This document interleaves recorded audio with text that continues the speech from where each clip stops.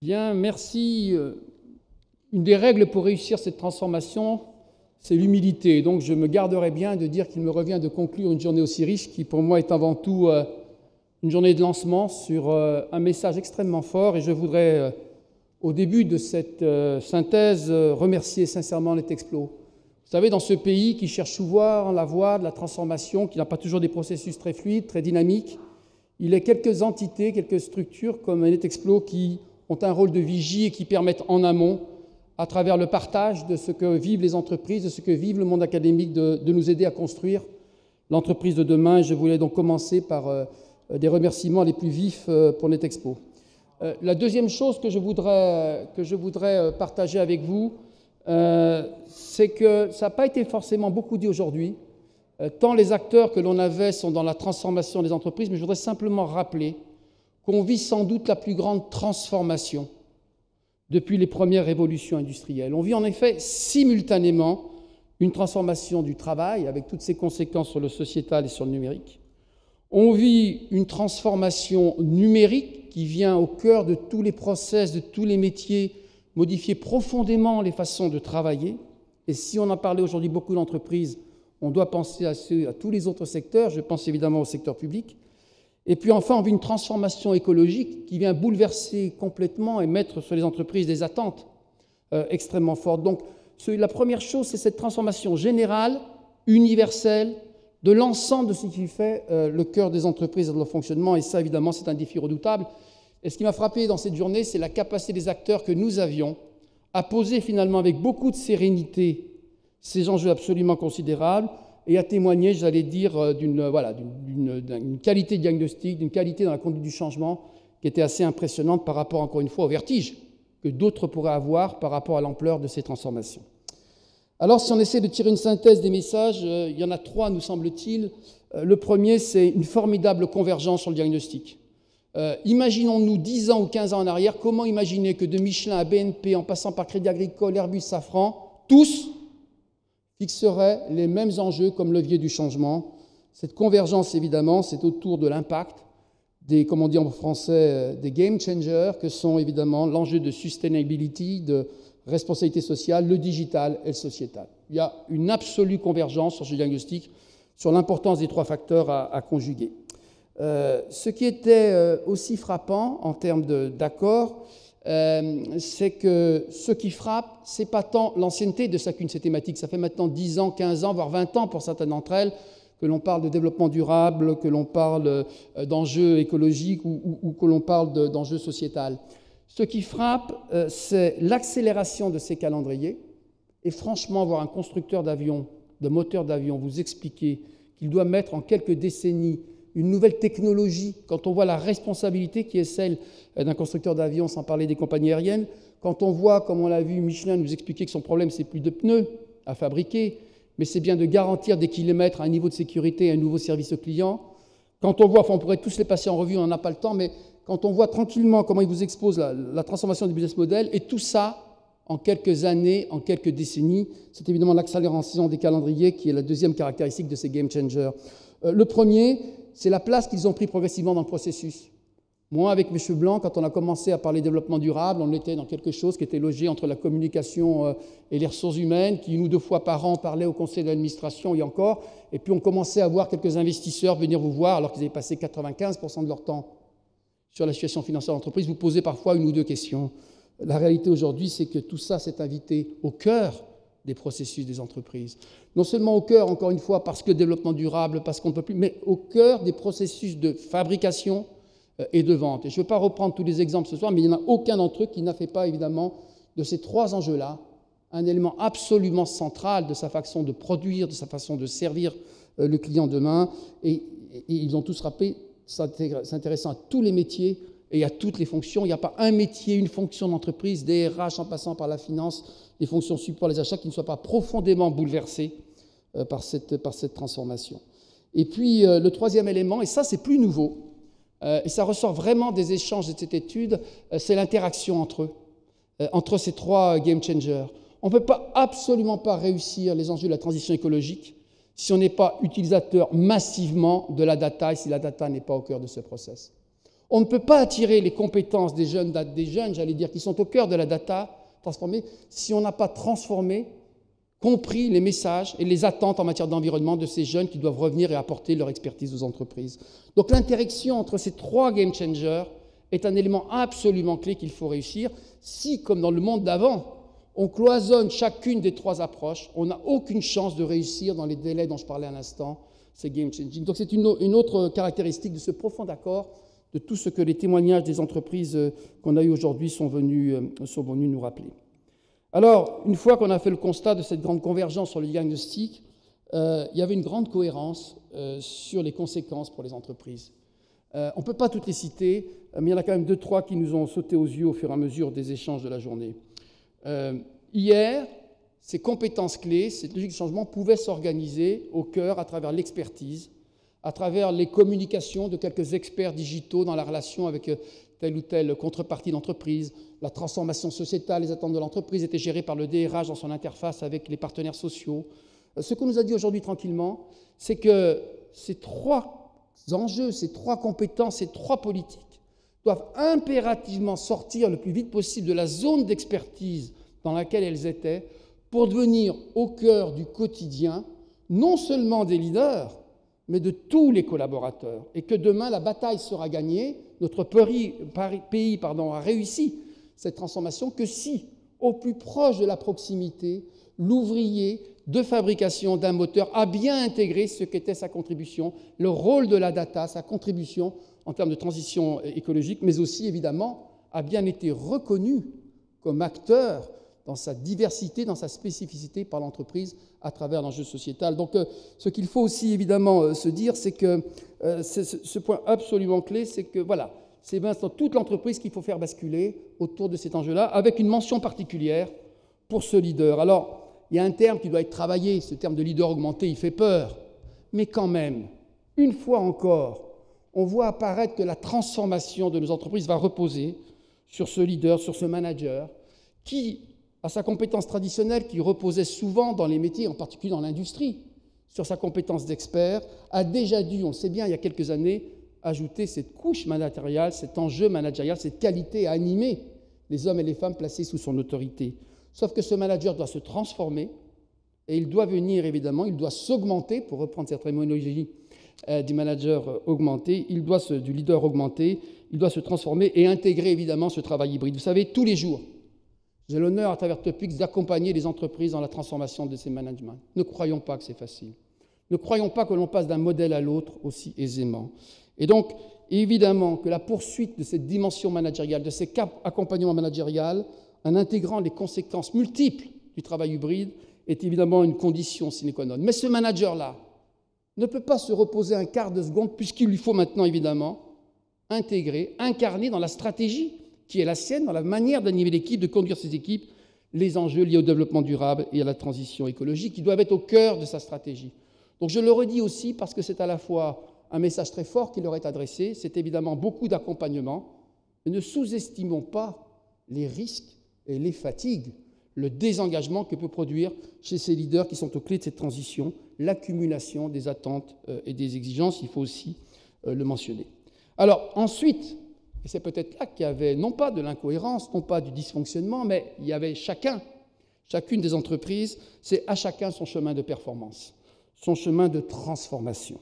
Et sur ce point-là, j'ai quand même essayé, parce que chacun, évidemment, quand on arrive sur le plan d'action, sur la manière de faire, sur la manière de conduire ces changements, on arrive évidemment au cœur de la culture, des process de chacune des entreprises, et donc il devient difficile de tirer des enseignements communs. Pour autant, on voit bien, et ça a été dit notamment par les derniers intervenants de cet après-midi, on voit bien que le comment est la clé. On voit bien que sur le diagnostic, il y a grand consensus. On voit bien que sur les conséquences, on est assez d'accord. Mais sur le comment faire basculer le corps social de l'entreprise, comment aller le plus rapidement possible aux enjeux qui sont derrière toutes ces transformations, là, évidemment, chacune a sa voix, et c'est sans doute le plus difficile à réussir. Et c'est ce qui fera, l'un des intervenants de cet après-midi l'a dit, la différence entre les entreprises, selon qu'elles auront réussi ou pas à définir leur propre chemin du comment c'est réussir ces transformations. Alors, si on essaie de dégager quand même quelques éléments, le premier élément, évidemment, ça a été dit, c'est de partager au sein de l'entreprise, au sein de ce collectif, une prise de conscience commune, un socle commun de conviction. C'est la première étape. C'est celle qu'avec Thierry, il y a maintenant un certain nombre d'années, nous avions partagé très fortement autour de cette idée. La transformation numérique ne fonctionne moins que si du PDG, en passant par le DIC et en pensant aux collaborateurs de proximité, si chacun est d'accord sur un socle de connaissances, sur un socle de conséquences de ce qu'on met derrière la transformation numérique. Et c'est pour ça qu'on avait fait le passeport digital, cet outil que beaucoup d'entreprises ont repris, du PDG aux collaborateurs de proximité, chacun devait partager un socle commun.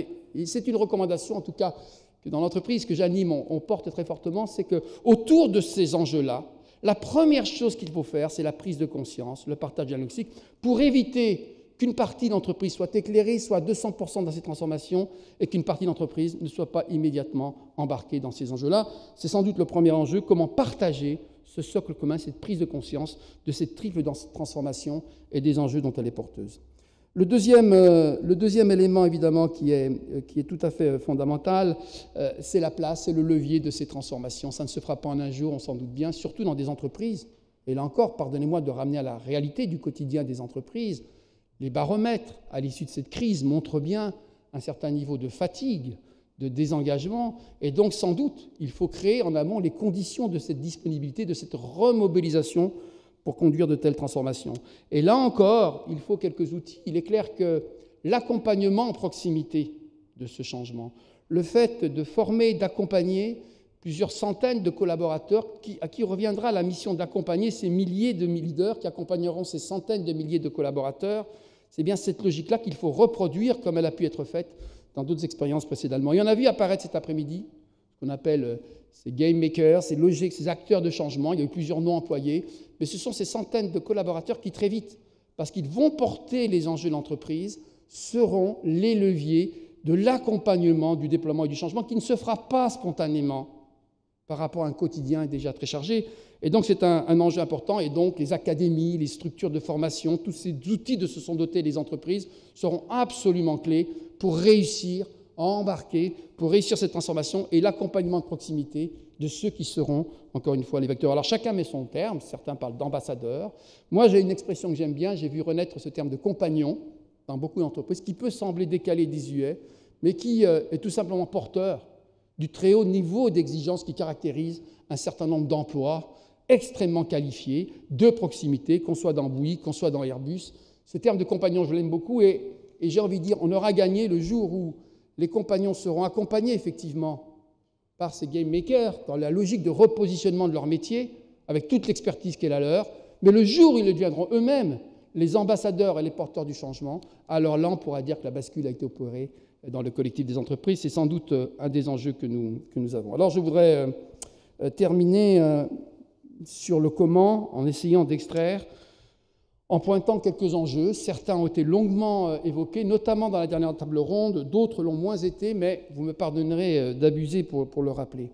Ce terme de compétence, ce terme magique, ce terme clé, il a une limite, c'est qu'aujourd'hui, quand vous regardez l'organisation des DRH, des grandes entreprises, il est très utilisé, très pratiqué, mais il n'est pas au cœur des process de la direction des ressources humaines.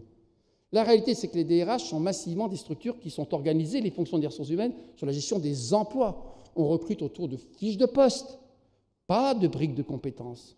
On forme autour d'un métier qui lui-même correspond à l'utilisation d'un emploi. On a des grilles de classification, on négocie des minimes. Bref, aujourd'hui encore, nos directions des ressources humaines sont assez largement centrées sur les problématiques de l'emploi. Le rééquilibrage entre emploi et compétences, pour que les DRH basculent, en tout cas massivement, sur cet enjeu des compétences, qu'elles s'ouvrent vraiment à l'écosystème, est une des clés de la réussite. Ça n'a pas forcément été évoqué, mais en tout cas, c'est une conviction très forte à Topix, à travers ce que l'on voit dans les entreprises qu'on accompagne, cette bataille de compétences, ces portefeuilles de compétences qui doivent émerger à côté du tableau des emplois et des effectifs, sont évidemment des enjeux extrêmement forts sur lesquels, par exemple, le dialogue social doit se positionner comme il se positionne aujourd'hui beaucoup sur l'évolution des effectifs et des emplois. Le deuxième challenge, il est assez impressionnant, il a été évoqué là encore beaucoup ce matin et cet après-midi, c'est qu'on ne peut pas parler de responsabilité sociétale si on n'est pas capable de poser les bases massives du repositionnement des collaborateurs. Ne trichons pas, ces révolutions numériques, ces nouveaux moteurs qu'on va devoir fabriquer par rapport aux approches thermiques traditionnelles, c'est des milliers d'emplois de collaborateurs qui se trouvent dépositionnés dans leurs compétences de base. Et c'est vrai aussi dans la banque. On a eu l'occasion à Topix de faire une filière sur les métiers de la compliance. On voit bien que l'intelligence artificielle a des conséquences sur les métiers de la conformité et de la compliance qui sont absolument considérables.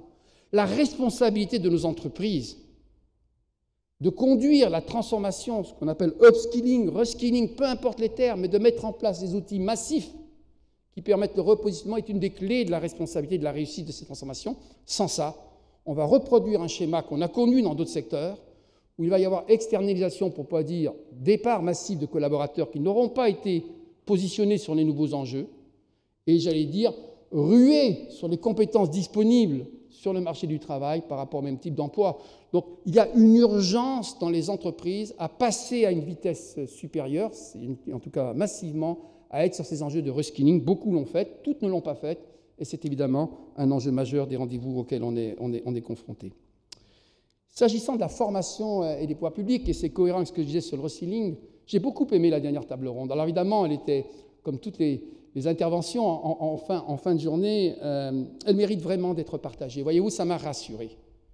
Parce que les dirigeants d'entreprise que nous sommes ont trop longtemps mené des batailles pour que l'appareil de formation initiale, pour que les universités, les grandes écoles, plutôt que de définir des parcours dont elles avaient convenu une fois pour toutes qu'ils étaient bons pour les jeunes concernés, intègrent beaucoup plus les problématiques qui vont accompagner vers l'emploi. Alors, il reste beaucoup à faire, ça a été dit sur les métiers de l'ingénierie en particulier, mais néanmoins, ce qui a été dit sur la disponibilité des responsables des grandes écoles, et je pense que l'université, je l'espère, va prendre la même dynamique pour vraiment intégrer massivement les besoins des entreprises autour de ces nouvelles compétences, de ces nouveaux métiers. C'est une des clés. Sans ça, très vite, par rapport aux milliers d'emplois dont on a besoin, on va être confronté à des situations pénuriques qui affecteront la capacité de notre pays à tenir sa place dans la transformation. Et la ministre, ce matin, je le dis dans l'interview qu'elle a bien voulu nous accorder, avec Thierry Yap, a rappelé l'enjeu pour elle d'une étroite association entre les entreprises et ceux qui déterminent les formations initiales et leur contenu. Et j'ai été aussi rassuré par la place que les écoles sont prêtes à prendre dans la formation continue.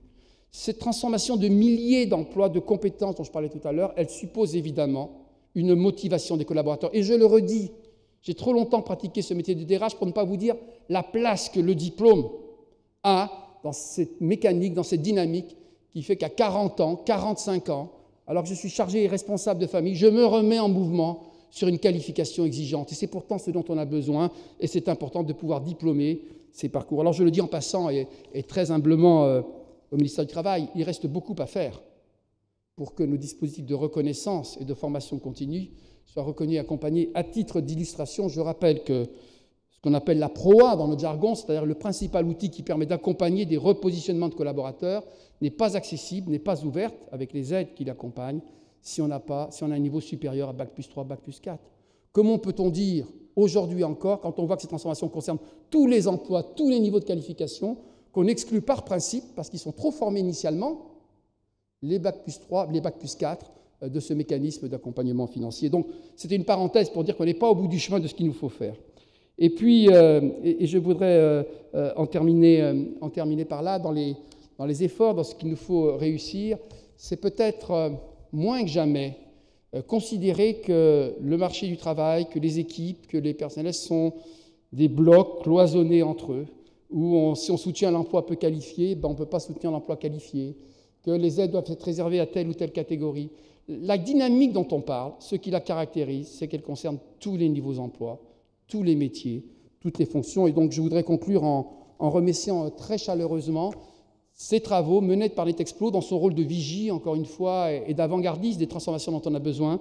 Un immense merci pour avoir permis de poser les enjeux, de définir les chemins de transition et d'accompagner les entreprises demain dans les transformations et les challenges qui y correspondent. Voilà, je vous remercie de votre attention. J'espère ne pas avoir été trop infidèle aux travaux de la journée. Merci beaucoup Bruno Mettling. Je vais demander à Thierry Yap, le président fondateur de NetExplo, de me rejoindre pour un dernier mot de conclusion avec Bruno. Je vous laisse conclure ce grand sommet transformation et compétences d'avenir et cette journée riche. Merci Aurélie. Vraiment un grand merci. C'était notre premier sommet, hein, Bruno, transformation et compétences d'avenir. D'abord, je voudrais remercier Bruno parce que le travail qu'il a fait est absolument énorme, il faut le savoir. Étant donné la richesse de cette journée, la complexité, je voudrais remercier aussi Stéphanie de Topics Fouache qui était, je pense, à tes côtés pour faire ce travail. Je voudrais juste évoquer un point. Ce sommet, ce n'est qu'un début. Ce n'est pas une fin, c'est au contraire le début d'un travail que nous entamons avec toutes les entreprises qui ont travaillé, avec tous les partenaires académiques qui se sont exprimés, avec l'ensemble de l'écosystème bien évidemment, et puis également avec le ministère du Travail. Nous avons un gros travail à faire, comme l'a dit Bruno à l'instant, et je pense que nous sommes au début d'une histoire et que toute notre capacité à se mobiliser et à travailler avec cet esprit de partage dont tu as parlé, de collaboration, faire de l'intelligence collective, ça veut dire aussi créer les conditions de la confiance. Et je pense qu'aujourd'hui, nous sommes dans une dimension où la convergence de ces transformations, le fait qu'il y ait une vraie convergence sur les défis, comme on l'a pu le voir, et qui est partagée par les entreprises qui ont travaillé avec nous, les membres fondateurs, mais l'ensemble de l'économie en général montre à quel point nous sommes dans un sujet qui va prendre de l'importance dans l'avenir parce qu'il est absolument essentiel et que l'environnement s'accélère. Alors, pour terminer et pour aller à l'essentiel, je voudrais vraiment remercier d'abord la ministre, Madame Elisabeth Borne, qui malheureusement n'a pas pu être là. C'est pour ça qu'elle nous a donné cette interview il y a quelques heures que nous avons eu le plaisir de faire avec Bruno au ministère du Travail. Je pense que son soutien est précieux, mais c'est surtout un élan. Parce que ce qu'on voit bien, c'est que tout le monde, les acteurs institutionnels, les acteurs entreprises, les acteurs bien évidemment académiques, nous devons travailler ensemble avec les collaborateurs. On a bien vu que l'engagement des collaborateurs n'était pas gagné, que ce n'est pas une donnée, je dirais, établie, que la crise que nous connaissons toujours sanitaire est épuisante pour beaucoup de salariés, hein, comme tu l'as dit Bruno à l'instant, et que dans ce contexte-là, il va falloir beaucoup de motivation, donc les conditions nécessaires à permettre de fonctionner. Et je voudrais remercier à ce titre l'ensemble des équipes qui ont travaillé sur ce projet, alors à commencer bien sûr par les équipes de Topics, encore une fois, parce que c'est un très gros travail qui a été fait, et vraiment un grand merci Bruno, et je voudrais vraiment remercier aussi Stéphanie Fouache encore une fois. Je voudrais remercier également l'ensemble des membres académiques qui ont travaillé avec nous, et un special thanks to Charles-Henri Besser-Desor, qui est prof émérite d'HEC, qui est l'expert en ressources humaines management qui a travaillé avec nous. Je voudrais remercier bien sûr les entreprises qui ont accepté d'ouvrir en quelque sorte la boîte, parce que des fois c'est douloureux de parler de certaines choses, comme tu le sais Bruno. Ils ont accepté, on a mis en avant ça, on a travaillé ensemble, c'est le début, et donc vraiment ça a été absolument décisif, donc vraiment un grand merci. Je voudrais remercier la conférence des grandes écoles et nos partenaires académiques. Comme tu l'as dit justement, c'est rassurant de voir les grandes écoles qui sont dans une remise en question complète et qui ont bien compris que la formation continue va être le grand enjeu des années à venir. Et je voudrais remercier bien sûr la Chambre de commerce et d'industrie de Paris-Île-de-France et son président Dominique qui faisait sa première intervention ce matin puisqu'il a été élu hier. C'est ça pour la petite histoire. S'agissant du groupe Les Échos et Parisien Net Explo, je voudrais faire un grand merci à toutes nos équipes et remercier Aurélie aussi qui a été avec nous et vous dire qu'on vous donne rendez-vous l'année prochaine puisque le principe c'est que ce sommet, encore une fois, c'est une première édition et surtout, comme vous l'avez compris, nous travaillons avec les entreprises, avec les partenaires académiques à créer les conditions des nouvelles formations que nous allons co-créer ensemble et qui vont apparaître dès septembre 2022 et que nous aurons le plaisir de partager avec l'ensemble de l'économie puisque c'est notre objectif avec le ministère du Travail, de l'Emploi et de l'Insertion. Voilà.